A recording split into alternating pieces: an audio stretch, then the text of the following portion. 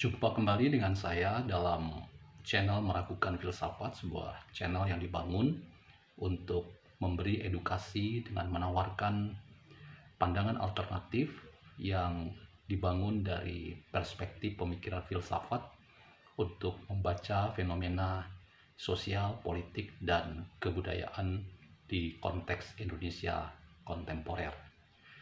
Dalam kesempatan kali ini, saya ingin mengajak teman-teman untuk mendiskusikan salah satu genre pemikiran filsafat yang berkiblat pada pemikiran filsafat Jerman melalui tokoh-tokoh penting mereka, yaitu Immanuel Kant dan Friedrich Hegel. Kita tahu bahwa Kant dan Hegel adalah dua raksasa penting dalam tradisi pemikiran filsafat Jerman yang memberikan banyak bangunan berpikir yang diteruskan dan diwariskan oleh para filsuf kemudian untuk memberikan warna bagi cara orang untuk membaca fenomena sosial, politik, dan kebudayaan di konteks Jerman pada waktu itu dan kita di hari ini. Salah satu gagasan penting dari pemikiran filsuf yang bernama Hegel dan Kant adalah gagasan mereka tentang apa yang disebut dengan praksis, atau orang juga sering menyebutnya dengan praktis. Filsafat praksis atau filsafat praktis adalah upaya untuk mengkonkretkan apa yang selama ini sering disebut sebagai filsafat ontologi murni. Filsafat ontologi murni adalah pemikiran filsafat yang mencoba menjelaskan tentang hal-hal yang abstrak terkait dengan dunia ilahi yang misteri itu, tentang being atau ada yang terkait dengan asal-usul manusia, yang tidak hanya manusia konkret yang kita lihat, tetapi dari mana ia berasal. Ia seringkali dianggap sebagai manusia yang memiliki ide, dunia ide, gagasan, roh yang seringkali harus kita katakan sulit untuk kita pahami dalam sekali tarikan nafas. Dibutuhkan berbagai cara, upaya, pemikiran yang berulang-ulang untuk menjelaskan siapa yang disebut dengan yang ilahi itu. Lalu manusia, kalau ia disebut sebagai ide, maka ide seperti apa yang dimengerti dengan manusia. Karena itu, pandangan ini disebut dengan pandangan yang abstrak. Abstrak artinya tidak bisa dijelaskan dalam sekali tarikan nafas. Dibutuhkan upaya berulang-ulang untuk memahami tentang gagasan-gagasan yang abstrak tersebut. Dalam konteks seperti itulah, seorang yang bernama Hegel dan orang yang bernama Immanuel Kant mencoba menolong banyak orang untuk memahami secara konkret apa yang abstrak, agar apa yang abstrak itu bisa dimengerti dan diterjemahkan dalam gagasan ide sederhana dan bisa diwujudkan dalam tindakan-tindakan sehari-hari dalam upaya untuk memperbaiki hidup, mentransformasi hidup sehingga hidup menjadi lebih baik dan hidup menjadi lebih adil, sejahtera, dan lebih damai. Itulah gagasan dari pemikiran filsafat praksis sebagai upaya untuk menurunkan atau menerjemahkan gagasan yang abstrak dalam hidup sehari-hari, sehingga filsafat yang seringkali orang anggap sebagai pemikiran yang tidak mudah dipahami, itu menjadi pemikiran yang bisa diterjemahkan dalam upaya-upaya memperbaiki hidup menjadi lebih baik dan lebih adil. Jadi praksis adalah tindakan. Orang tergerak melakukan tindakan konkret oleh karena ada dorongan dari pemikirannya atau semangat berpikirnya untuk upaya-upaya yang bersifat transformatif. Dalam konteks itulah saya ingin mengatakan bahwa filsafat praktis itu adalah filsafat yang mengedepankan bagaimana manusia harus bertindak dalam mewujudkan gagasan-gagasan abstrak yang ada dalam pemikirannya. Dari latar belakang itu, teman-teman, kalau kita melakukan pembacaan yang lebih mendalam atas pemikiran Immanuel Kant dan Friedrich Hegel, sebetulnya ada masalah yang tidak bisa diselesaikan juga oleh kedua pemikir ini, oleh kedua filsuf ini. Mengapa? Karena gagasan mereka yang disebut sebagai pemikiran praksis atau praktis itu pun tidak bisa diwujudkan oleh mereka dalam realitas nyata, dalam tindakan yang konkret.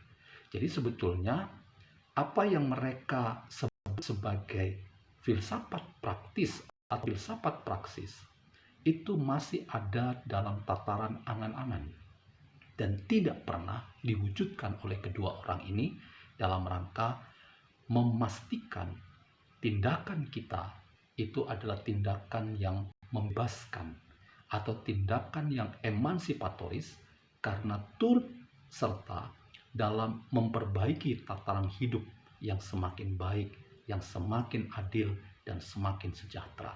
Jadi kita melihat ada problem bahwa orang yang berpikir tentang keadilan belum tentu ia melakukan praktek keadilan. Disinilah seringkali ada jarak antara apa yang dipikirkan tentang keadilan dan apa yang dilakukan sebagai tindakan konkret yang bernama keadilan. Dalam konteks itu sebetulnya seorang pemikir seringkali gagal dalam menerjemahkan buah-buah pemikirannya sehingga tetaplah buah-buah pemikirannya yang berisi pembebasan itu tetap hanya menjadi sebuah angan-angan yang tidak pernah diwujudkan. Dalam konteks itu, teman-teman, saya ingin memakai pemikiran filsafat praksis atau praktis dari Hegel atau Kant itu untuk membaca fenomena hidup kita di hari ini, khususnya fenomena sosial politik. Saya ingin mengajak kita memikirkan ulang salah satu strategi politik yang sekarang sangat viral dibahas dalam banyak konten media sosial yang bisa kita lihat adalah menguatnya upaya-upaya yang sistematis dalam rangka kontestasi Pilkada Jakarta. Sekali lagi, dalam satu konten saya pernah mengatakan memenangkan Jakarta itu sama dengan memenangkan Indonesia.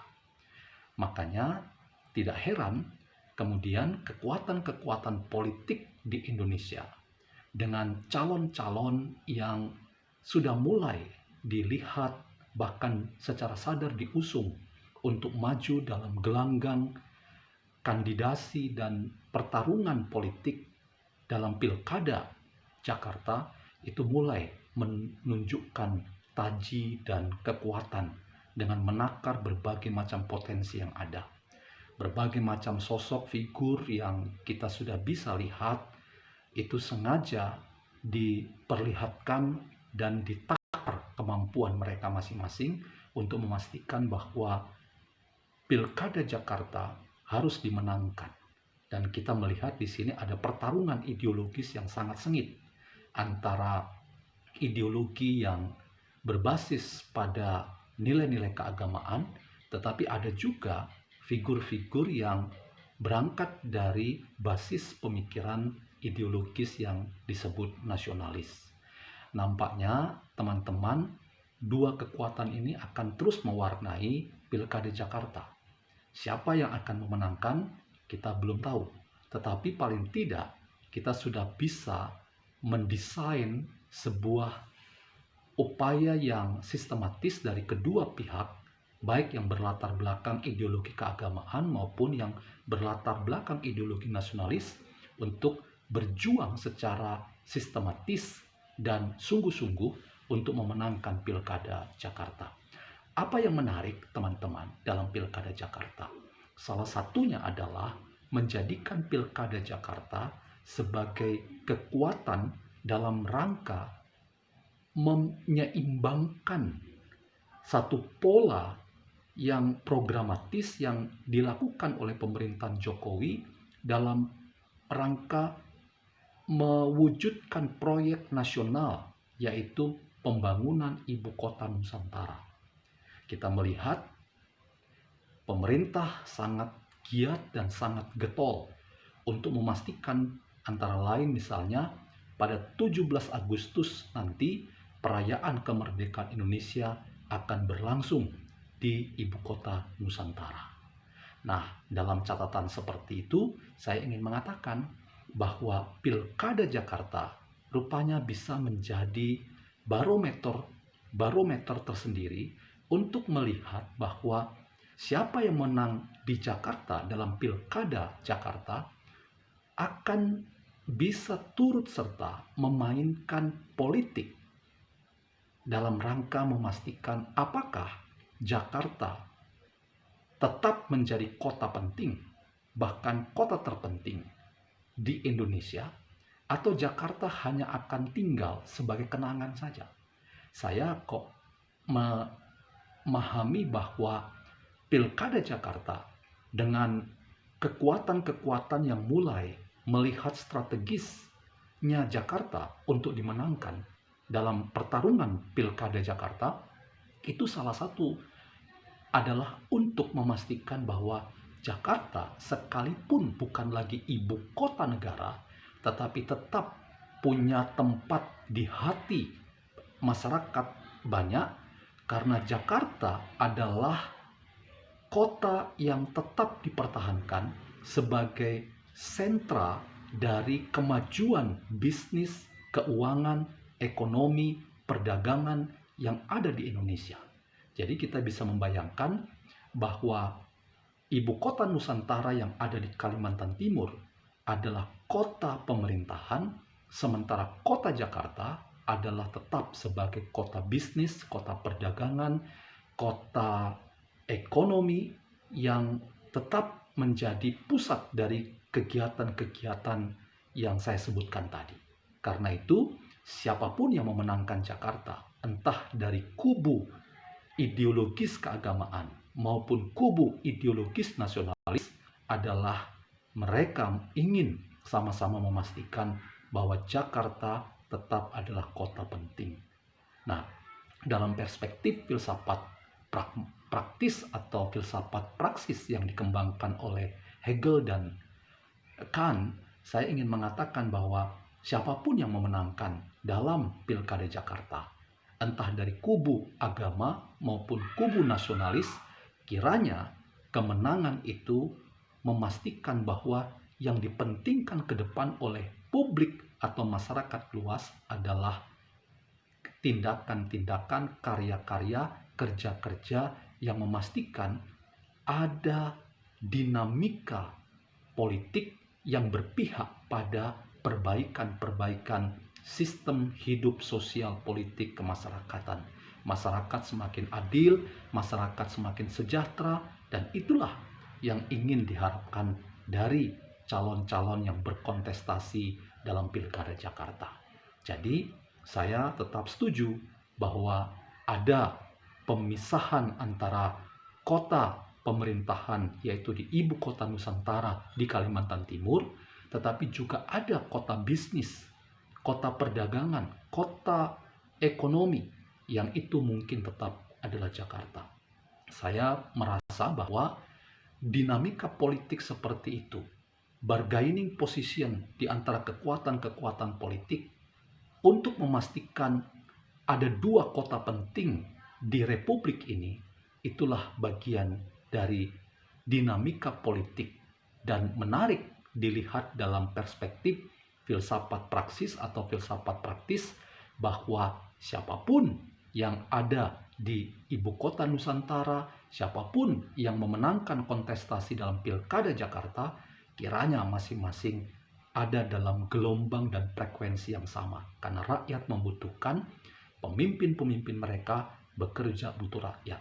Pemimpin-pemimpin mereka tidak hanya berwacana, beretorika yang manis-manis, yang tinggi-tinggi, tetapi harapannya agar pemimpin mereka betul-betul pemimpin yang bekerja untuk rakyat, menghadirkan kebaikan, keadilan, dan kesejahteraan dalam hidup masyarakat yang dipimpinnya. Adanya gagasan tentang kota bisnis tetap di Jakarta dan kota pemerintahan ada di Kalimantan Timur, yaitu di ibu kota Nusantara, adalah gagasan yang menarik. Dan itu bagian dari dinamika politik nasional saat ini yang ada dalam Pilkada Jakarta yang sebentar lagi akan terjadi.